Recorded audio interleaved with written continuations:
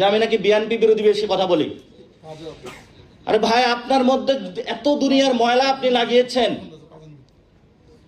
জনগণের সংস্কারের বিরুদ্ধে আপনি গিয়েছেন, গণভোটের বিরুদ্ধে আপনি যাচ্ছেন। আপনার সাথে তো সমঝোতা জোটের দূরের কথা, বিএনপির মৃত্যু ঘণ্টা বেজে গেছে, এটা আমরা আগে বলেছি। তাদের মৃত্যু ঘণ্টা আরো জোরে বাজতেছে ইনশাআল্লাহ, এবং আওয়ামী লীগের পরিণতি বিএনপির পরিণতি হবে। আপনারা মনে করছেন আমাদেরকে 2টা আসন দিয়ে কিনে ফেলবেন? 90 যারা আন্দোলন করেছিল, কাউকে হলে ওই যে বিকাশের সার্ভিস ধরিয়ে দেওয়া হয়েছে, কাউকে হলে রোডের কনস্ট্রাকশনের কাজ দেওয়া হয়েছে, কাউকে হলে এমপি বানিয়ে দেওয়া হয়েছে। আপনি 2টা আসন দিয়ে 3টা আসন দিয়ে আমাদের কিনতে চাচ্ছেন?